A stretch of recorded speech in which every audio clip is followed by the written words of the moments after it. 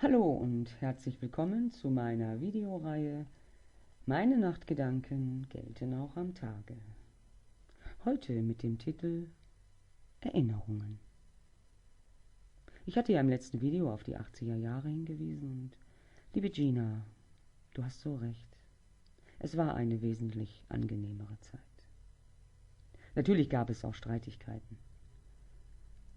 Aber die Menschen haben dort zumindest miteinander gestritten. Vielleicht endete das eine oder andere auch mit einer blutenden Nase oder einem blauen Auge. Aber manchmal gingen sie dann entweder völlig auseinander und ließen den anderen allein und in Ruhe, oder sie setzten sich zusammen hin und kommunizierten. Kommunizieren. Einen Dialog führen. Heute ein Fremdwort. Es wird nur noch geschrien, beleidigt, beschimpft. Das ist ja ein Monolog. Der überwiegende Teil der Bevölkerung führt nur noch Monologe. Und dabei hören sie noch nicht einmal sich selbst.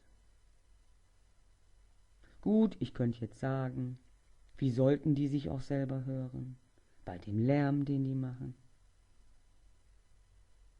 Ein Beispiel hier aus meiner Gegend. Seit 4 Jahren findet hier in der Umgebung jährlich eine Party statt. Die letzten 3 Jahre wurde die Musik um 10 Uhr abends leise gedreht und um 0 Uhr war Schluss. Dieses Jahr,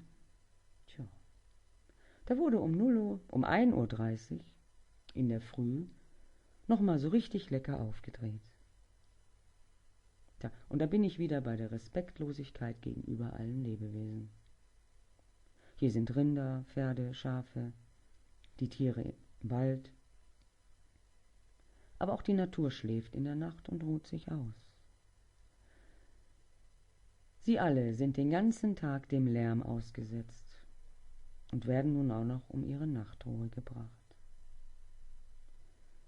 Seit 1,5 Jahren ist es hier grausam geworden für mich. Die Stille liebt. Um mich herum, aber auch in mir. Stille. Manchmal kann Stille für den einen oder anderen schmerzhafter sein als Lärm. Nun gut, es ist, wie es ist. Hört man ja im Hintergrund. Manchmal stelle ich mir vor, wie ruhig es gewesen sein muss in der Zeit, als man nur das Klappern der Pferdehufe hören konnte.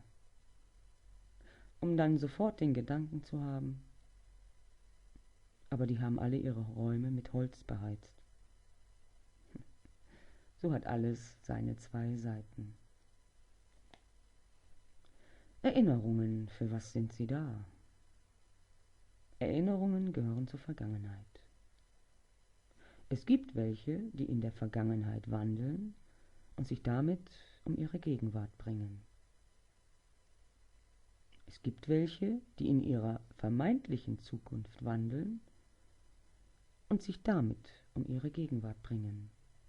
Denn deren Zukunft heißt, wo ist die nächste Party? Und so weiter. Und dann gibt es noch die Zombies, die weder in der Vergangenheit noch in der Gegenwart wandeln und die noch nicht einmal eine vermeintliche Zukunft haben. Bezüglich Zukunft.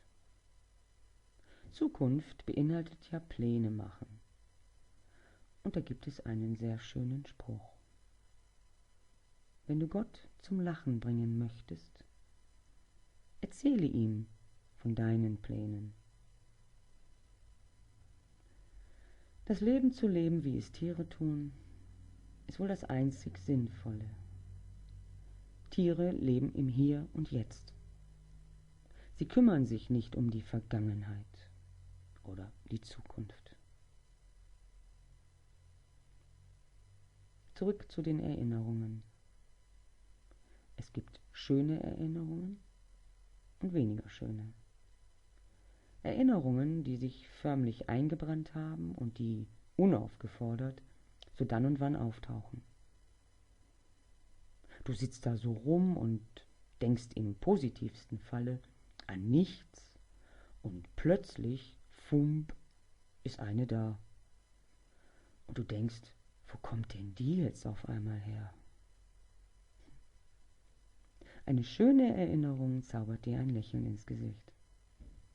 Eine weniger schöne Erinnerung hat selber verschiedene Gesichter. Ein kleines Beispiel, das einige von euch vielleicht selbst erlebt haben. Und wenn nicht, dann hoffe ich, dass so etwas immer einen weiten Bogen um euch herum macht. Du lebst in einer Gegend, die dir gefällt. Du fühlst dich dort sehr wohl und hast mit deinen Nachbarn keine Probleme. Ganz im Gegenteil, es ist ein freundliches, vielleicht sogar ein geselliges Miteinander, doch jeder respektiert den benötigten Freiraum des anderen. Alles ist wunderbar, bis eines Tages diese wirklich reale Idylle langsam und stetig zerstört wird. Es ziehen neue in die Nachbarschaft. Am Anfang kein Problem, warum auch?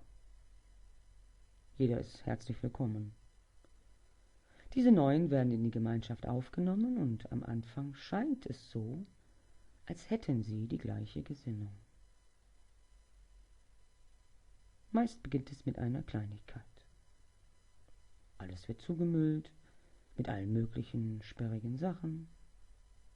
Laute Musik oder Türen knallen zu jeder Tages- und Nachtzeit, um nur einiges zu nennen.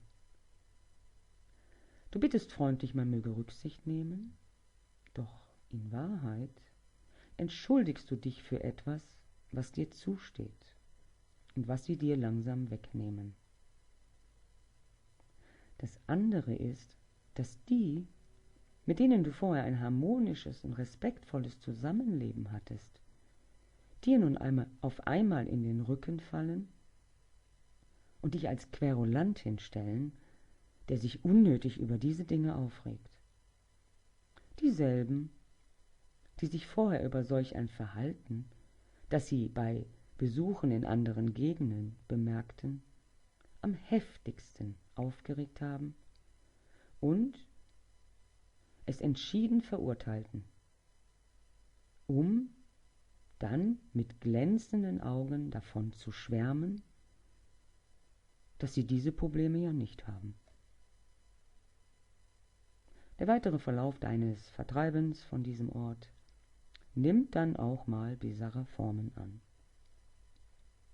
Spricht niemand mehr mit dir, du wirst mit Blicken angefeindet und aus der Ferne wird gern mal über dich gelacht.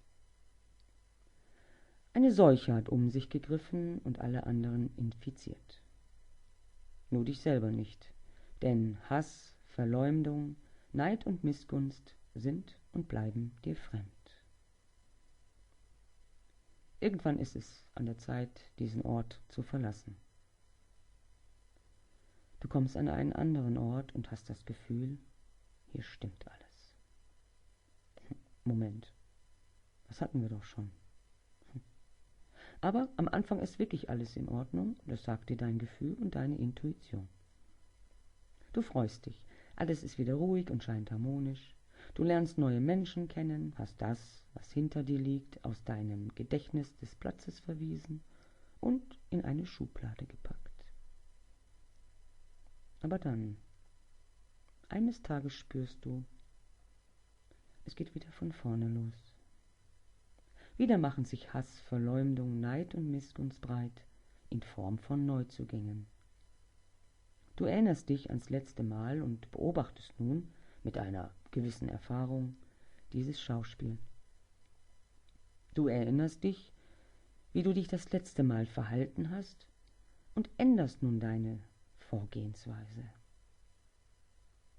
um kurze Zeit später festzustellen, das ist es auch nicht. Du suchst zum 3. Mal einen anderen Ort. Auch hier das Gleiche. Nur diesmal bist du um 2 Erfahrungen reicher. Kombiniere nun 2 Verhaltensweisen miteinander und agiere mit einer dritten.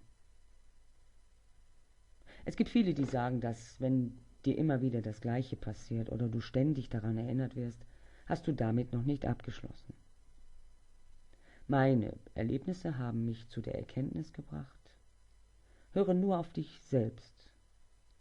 Wenn dein Gefühl und deine Intuition dir sagen, es ist abgeschlossen.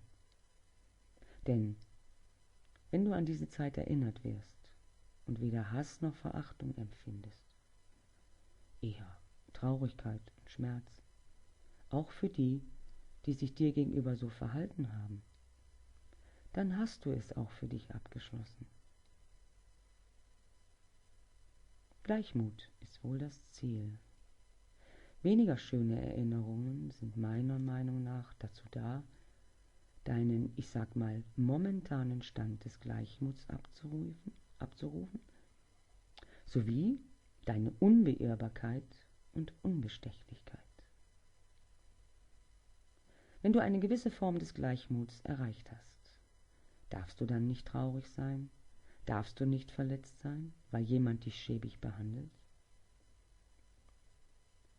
Ich sage zu mir immer, doch, ich darf traurig sein, ich darf auch wütend sein und ich darf auch über diese Personen schimpfen. Ich sollte nur all das, was auch immer es sein mag, nur nicht in mein Herz aufnehmen. Denn dann werde ich mich selbst verlieren. Das ist es wohl. Solche Menschen, die andere nicht in Frieden leben lassen oder sie extremst meiden, weil sie nicht ihrer Meinung sind, haben ihr Herz verschlossen. Es ist versiegelt. Sie lassen Schönes und das Glücklichsein nicht mehr für sich zu und neiden es allen anderen. Ich habe mir angewöhnt, in solchen Momenten zu sagen, das Leben ist ein Bumerang, das war so und wird auch so bleiben. Was auch immer du darauf packst, wird dich über kurz oder lang selber ereilen. In diesem Sinne, bis dahin.